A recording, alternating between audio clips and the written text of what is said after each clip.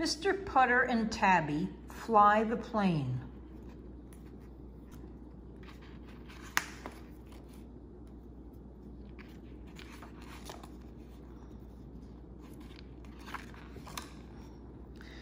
Chapter 1, Toys.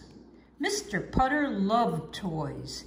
He was old, and he knew that he wasn't supposed to love toys anymore, but he did. When Mr. Putter and his fine cat Tabby drove into town, they always stopped at the toy store. Tabby was not happy at the toy store. She was old too, and her nerves weren't as good as they used to be. The wind-ups made her twitch, the pop-ups made her jump, and anything that flew gave her the hiccups. But Tabby loved Mr. Putter, so she put up with all of it. While she twitched and jumped and hiccuped, Mr. Putter played with everything. He played with the dump trucks. He played with the cranes. He played with the bear on the flying trapeze. But most of all, he played with the planes. Ever since he was a boy, Mr. Putter had loved planes. When he was young, he had covered his whole room with them. Biplanes were his favorite, but he also loved monoplanes and seaplanes and shiny ace junkers. He thought he might really fly a plane one day, but he never did. So now he just looked at toy planes every chance he got. One day when Mr. Putter and Tabby were in the toy store and Tabby was hissing at a wind-up penguin, Mr. Putter spotted a plane he had never seen before. It was white and red, with 2 wings on each side and a little flag on its tail. It was the most beautiful biplane he had ever seen. And it had a radio control, so a person might really fly it. Mr. Putter was in love. He bought the little plane and put it in the car with Tabby. He told her not to worry. He promised her a nice cup of tea with lots of cream and a warm English muffin. But still, she hiccuped all the way home. Chapter 2, The Little Plane. Mr. Putter kept his promise. He gave Tabby tea with cream and a warm English muffin. Then together they went outside to fly his new plane. Tabby had stopped hiccuping, but only because she was full of tea. She still didn't like Mr. Putter's plane. Mr. Putter sat on the grass and read all the directions. Then he put the plane on the grass and stepped back and pressed the start button. But the plane did not start.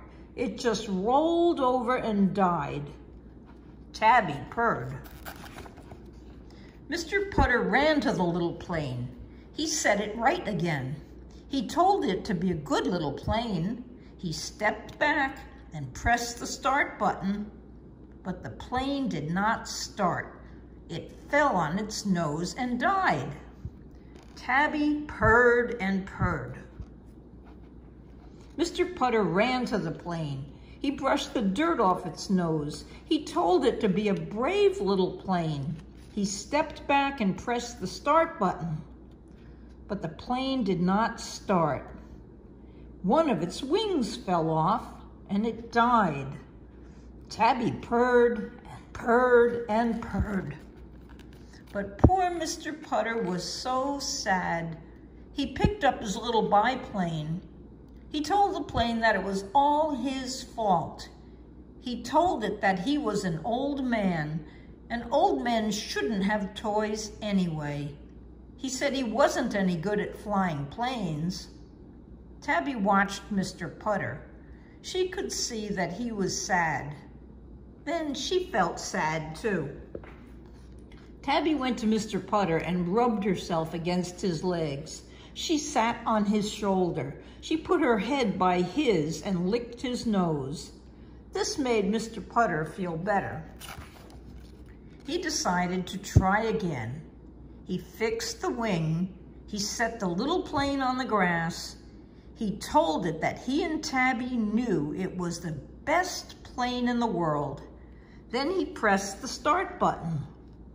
The little plane choked. The little plane coughed. The little plane gagged, but it didn't die. It warmed up and began to sound better. Then slowly, slowly, it rolled across the grass. It picked up speed. And then it flew. It flew high into the blue sky. Mr. Putter cheered. Tabby purred and hiccuped. Mr. Putter was finally flying a plane of his own. Chapter 3, The Boy. Every day for many weeks, Mr. Putter and Tabby flew the little biplane. Tabby never hiccuped anymore. She had become used to flying things. Children from town heard about the plane, and they all came to the fields to watch it fly. Mr. Putter loved this. He liked the company. He let the children take turns flying the little plane, and he felt like a proud grandpa. One boy he liked best of all. The boy was a little shy, a little clumsy, a little forgetful, just like Mr. Putter. But whenever the boy flew Mr. Putter's plane, he wasn't shy or clumsy or forgetful at all. He was strong. He was sure. He was happy. When Mr. Putter saw this, he remembered himself as a boy. He remembered how he had wanted a plane that really flew. He remembered lying awake every night wishing for one. Now, Mr. Putter had his plane, but he was old. He didn't need it as much. He had Tabby, and she was everything he needed. So one day, he gave his little biplane to the shy, clumsy, forgetful boy. The boy became a hero among the other children. And Mr. Putter and Tabby went back to their tea and muffins, their tulips and roses, their morning naps and afternoon puddings, and sometimes when they were out for a walk together, a proud little biplane flew high above their heads. The end. Good night, Sophie. Good night, Sammy.